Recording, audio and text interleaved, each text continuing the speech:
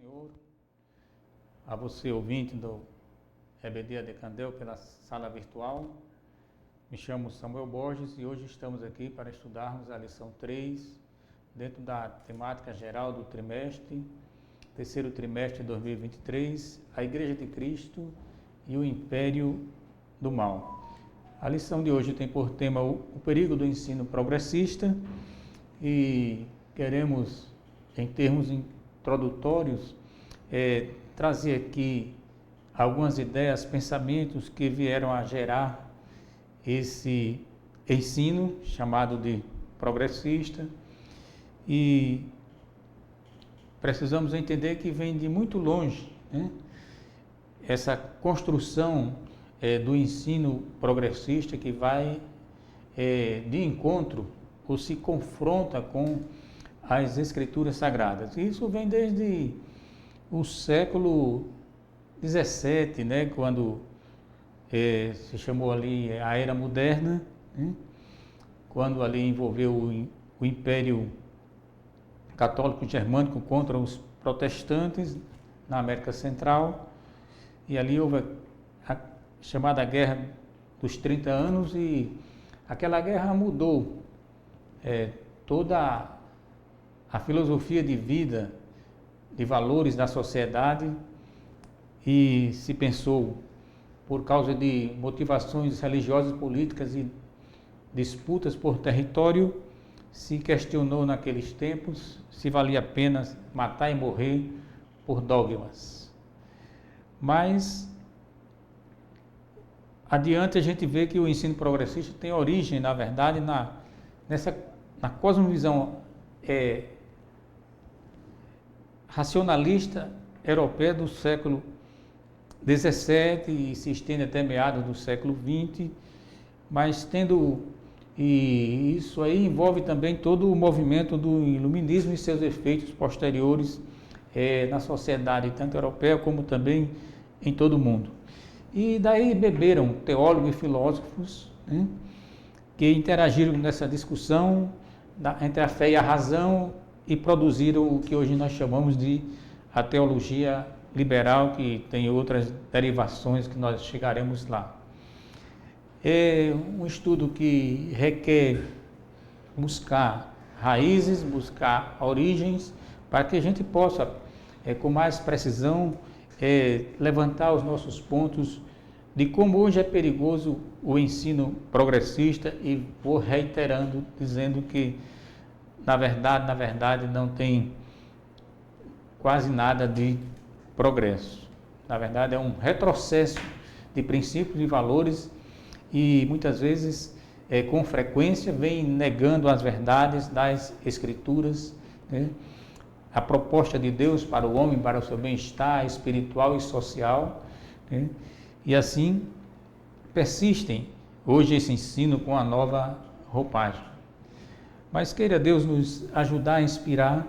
Estou levantando aqui pontos de introdução e trazendo a temática aqui de que a teologia liberal, ou os temas básicos da modernidade, né, abraçado pelos teólogos liberais, foram o quê? A supremacia da razão, a uniformidade da natureza e o progresso inevitável da humanidade. Só que essa ênfase estava não teocêntrica, mas antropocêntrica, centrada no homem. E a religião passou apenas a ter um papel de moralidade para o ser humano, e não de um evangelho que levasse o homem a um reencontro com Deus, né? Não se falava da necessidade do renascer do homem e assim voltar-se para Deus, porque já não se estava considerando ali o pecado original, quando Rousseau, como foi um dos iluministas, dizia que o homem nascia bom, saudável, perfeito, mas a sociedade era quem o corrompia. Quer dizer, lê do engano, né? O homem está morto em seus delitos e pecados desde o momento que ele venha a este mundo por causa da queda lá do Éden. É bom lembrar que a palavra liberal, para aqueles dias, no contexto histórico do século XVIII, expressava-se a ênfase no direito de definir né?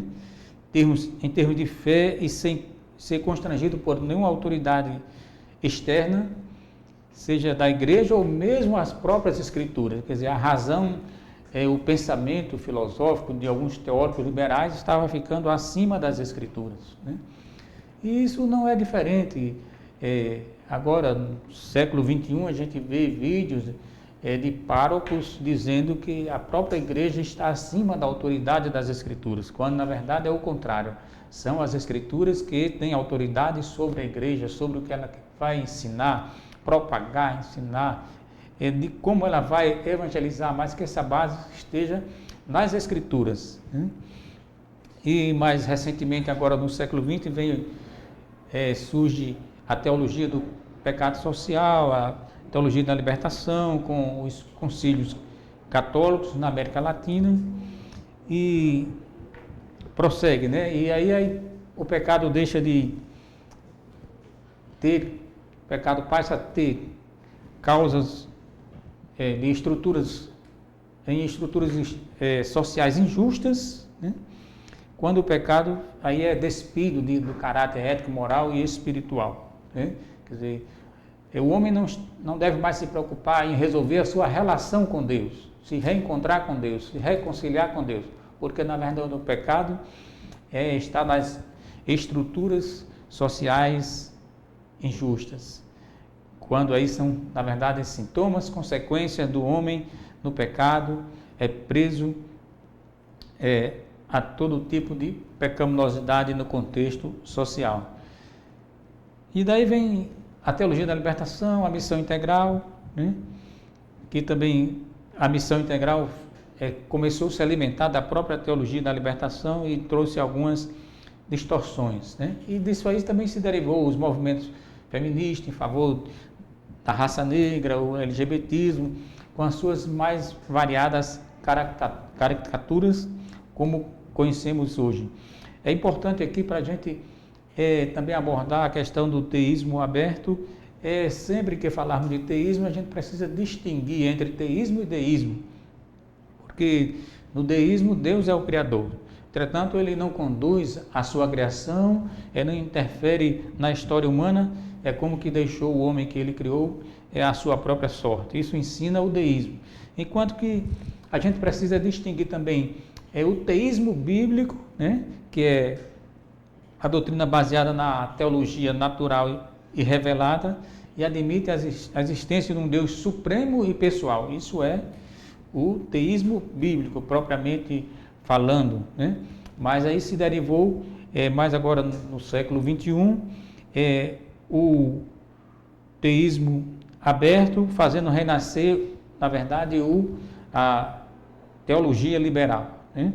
Então, o ponto 1 da lição que fala da descaracterização do cristianismo, e a gente volta no tempo, né?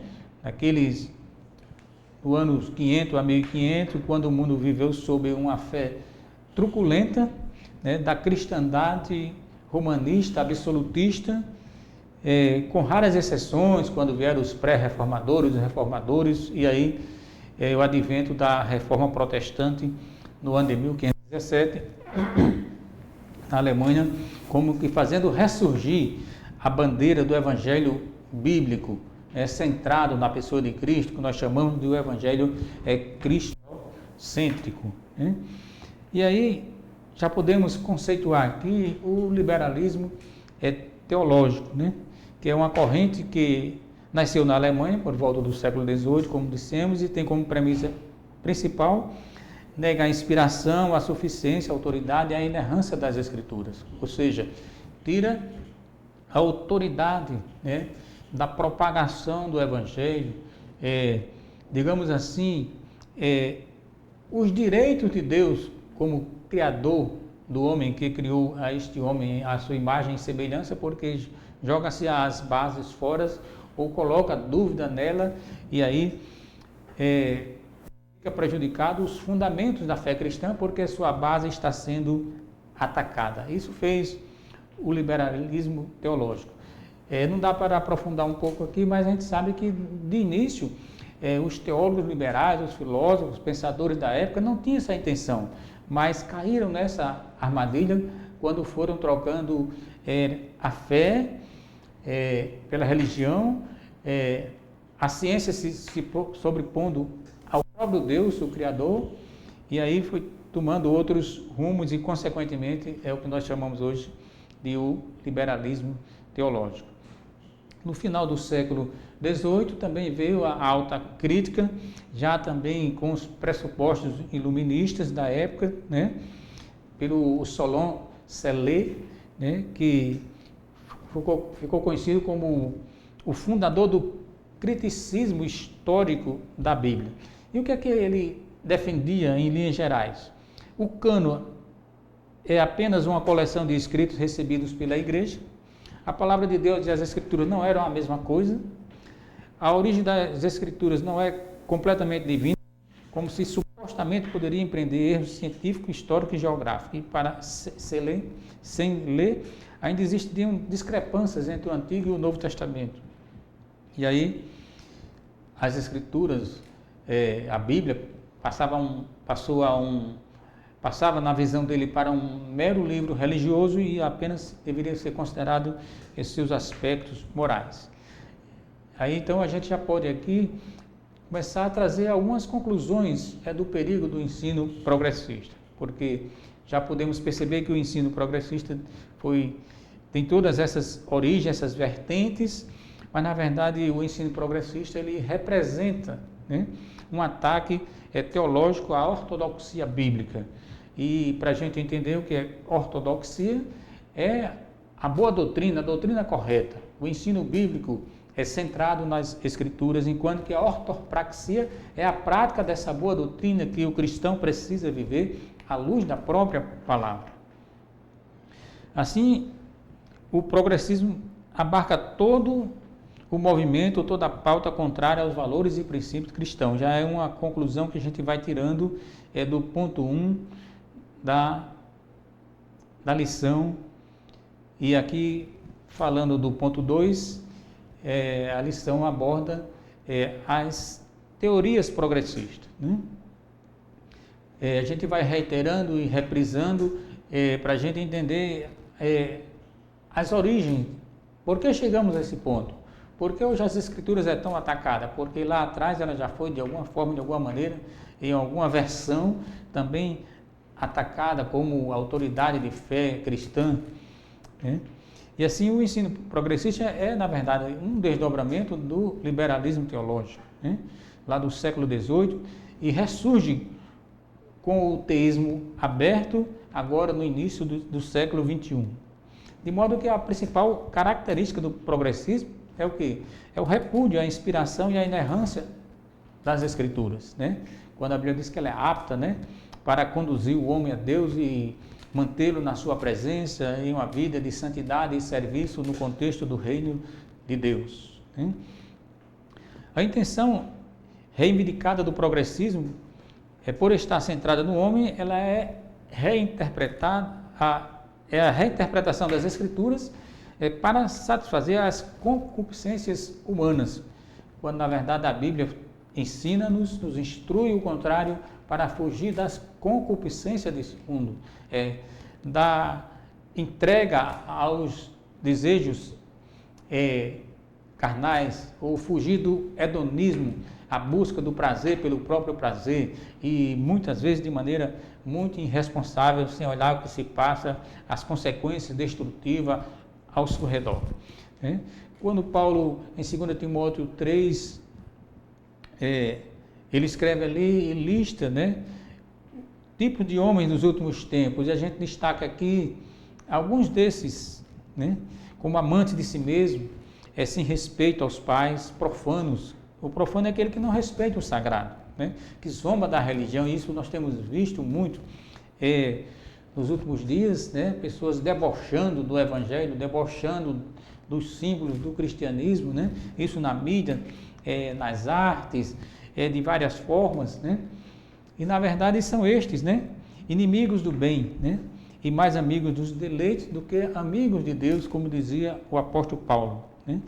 Agora no século XX, em 1958, ainda surgiu de Rodolfo Bultmann, a teologia da demitologização, quer dizer, tornando tudo que havia de sobrenatural narrado, escrito nas Escrituras, né? Os milagres, tudo passa a serem considerados como mitos, quando na verdade é muito fácil distinguir uma narração verdadeira de uma narração de história, né? História com E, aqui queremos colocar, quer dizer, mitos na verdade são histórias de caráter religioso como fábulas, né? Que não tem fundamento na realidade, que se diga aí os mitos, né?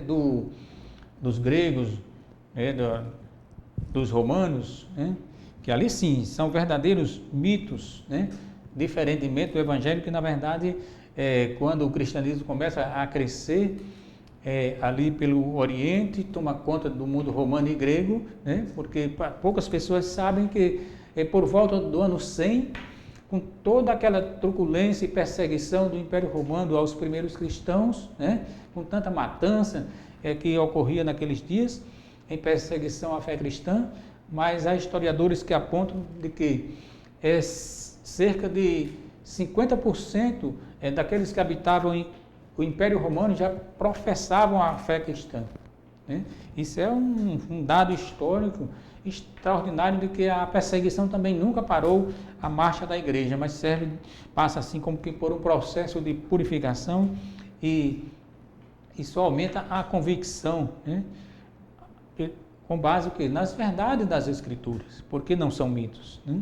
Ninguém morreria por um mito, ninguém vai morrer por causa de uma mentira, de uma anedota de A, B ou C, que contou por narrativas de achismo. Não, não é assim as Escrituras, ela é a revelação de Deus à humanidade e é uma verdade que vai prevalecer mesmo com contraposições que surjam, mas a marcha da igreja ela continua como Jesus prometeu ao instituir sua igreja, de que as portas do inferno não haveria de prevalecer contra a sua igreja. Ela irá assim até o fim cumprir a sua missão.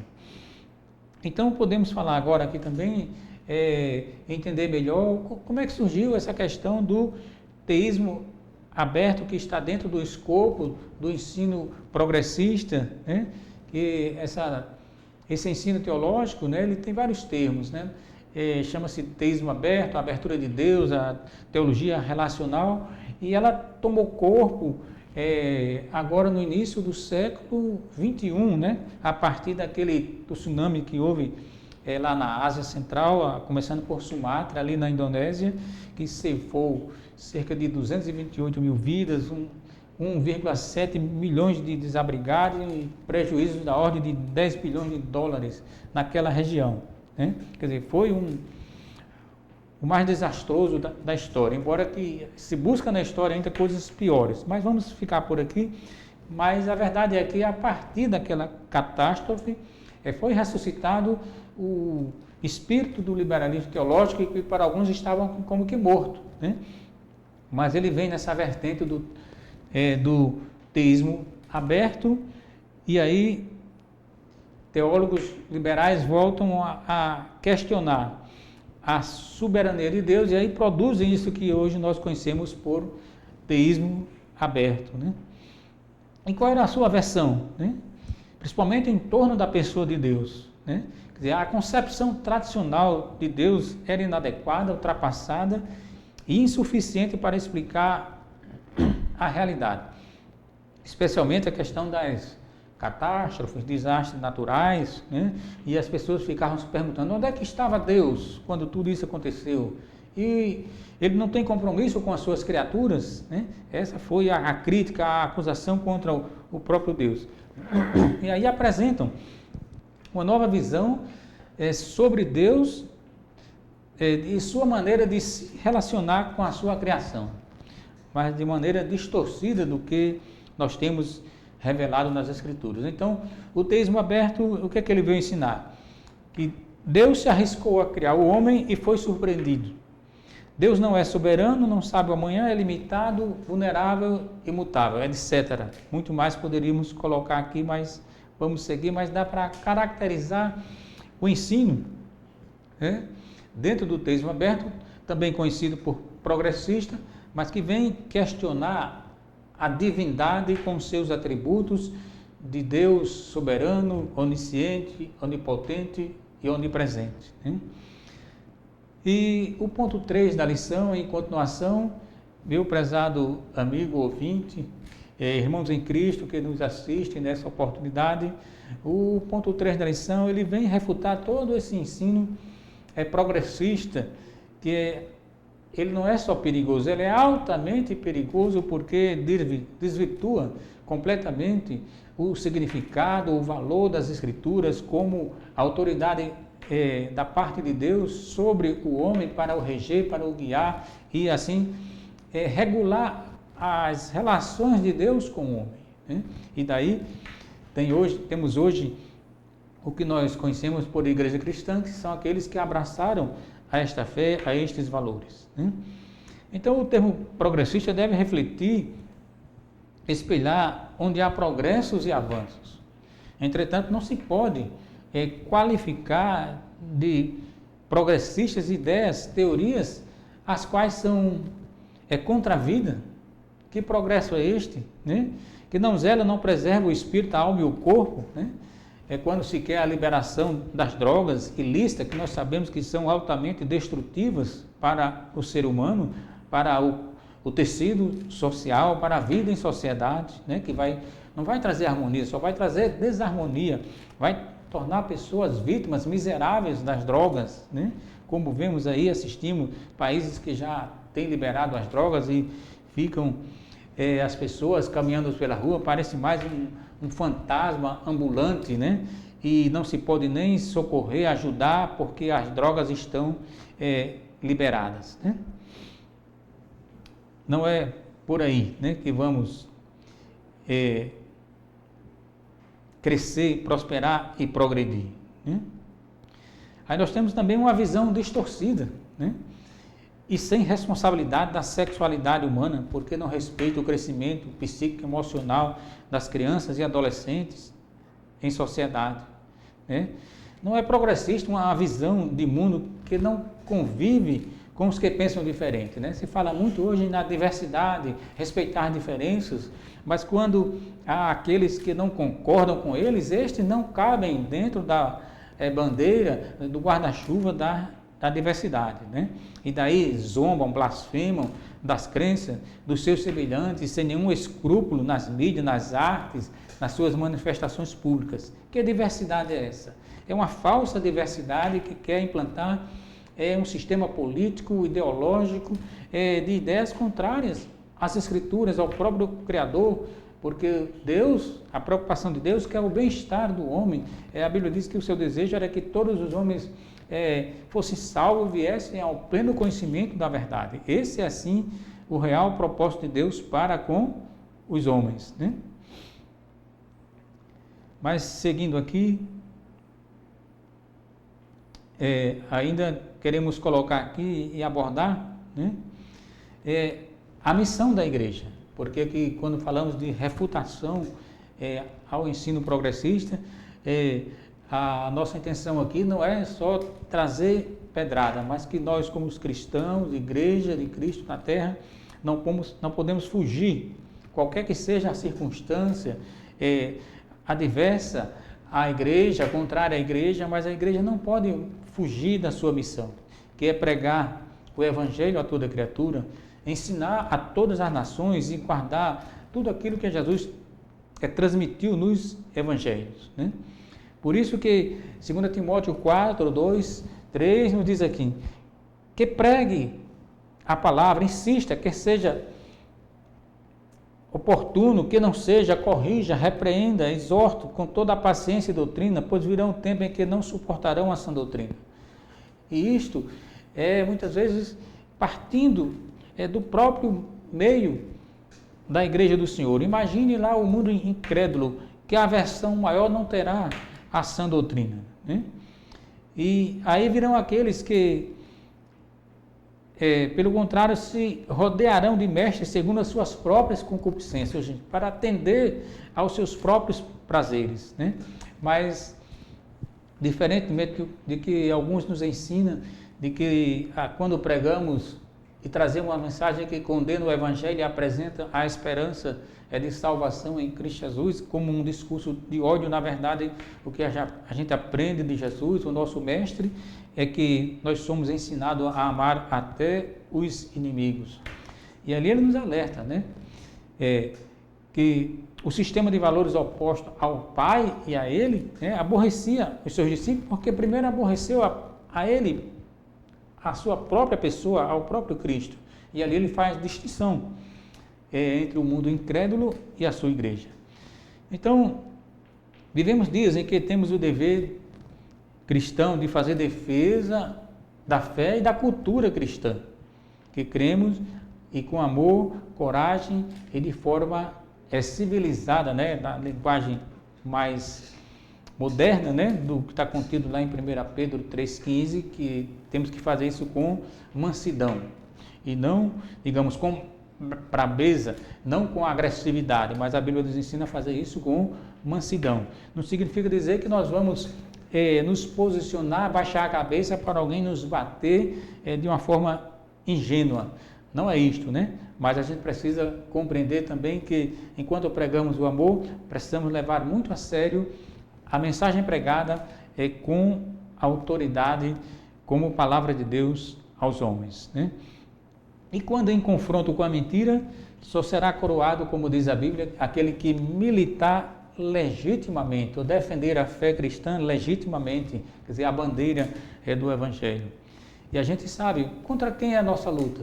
Não é contra os nossos semelhantes, não. A estes precisamos amar como a nós mesmos, como nos ensina a palavra de Deus, mas requer discernimento para contrapor ideias e valores opostos ao reino de Deus com o objetivo de ganhar almas, vidas para Cristo.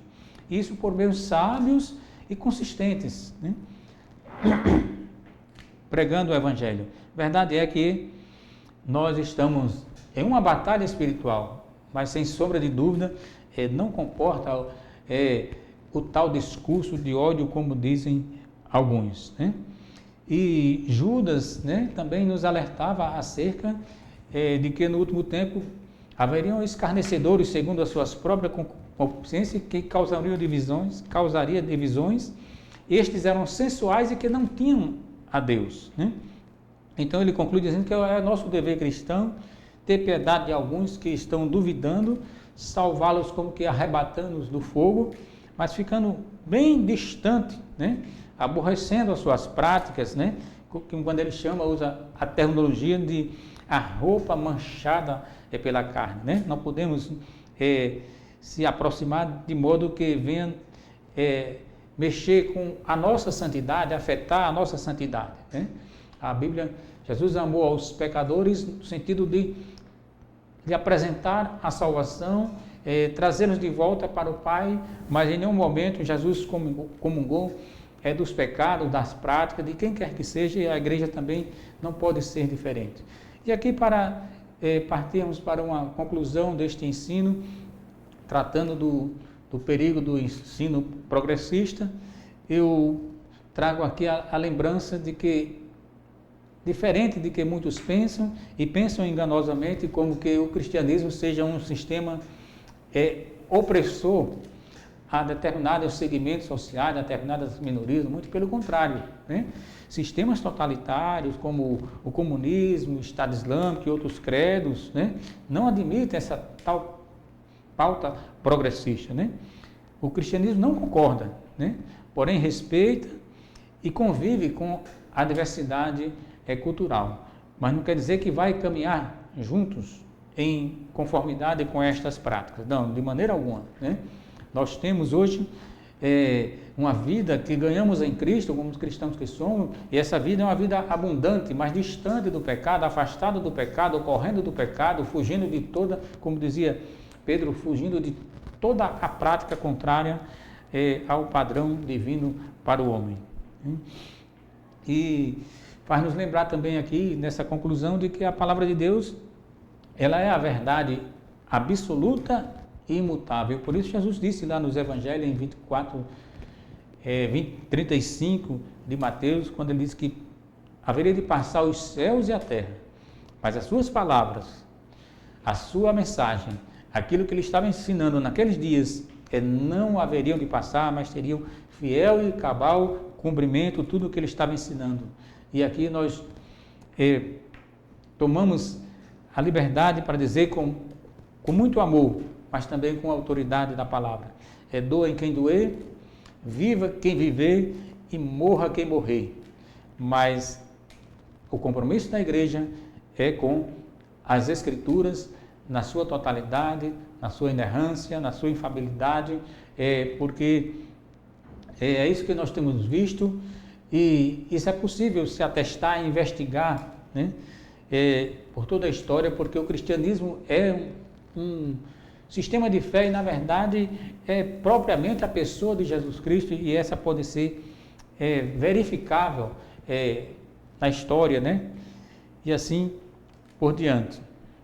Então, amados irmãos e amigos ouvintes da palavra de Deus, de uma coisa fique certo, de como está lá em 2 Coríntios 13:8, porque nada podemos contra a verdade, senão pela verdade. E o que quer dizer este texto da palavra de Deus?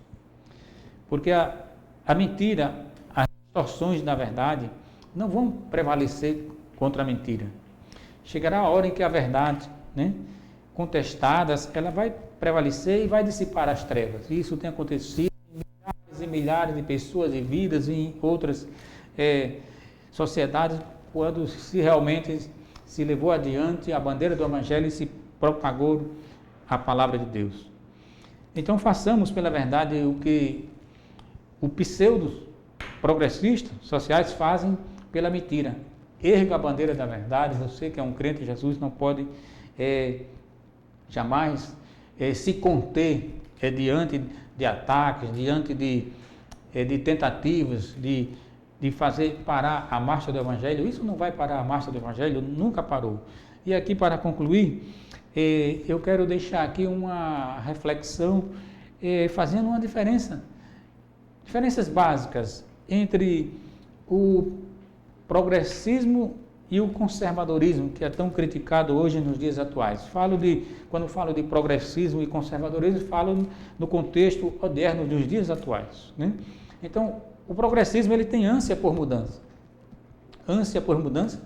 Ele nega o natural, é refém do seu contrassenso, dispensa alicerces que quer construir em cima de falácias, e Deus é ignorado. Enquanto que o conservadorismo, para mudar, ele considera o bom senso, pondera as raízes, o histórico de experiências, erros e acertos de gerações passadas, e Deus é o Criador.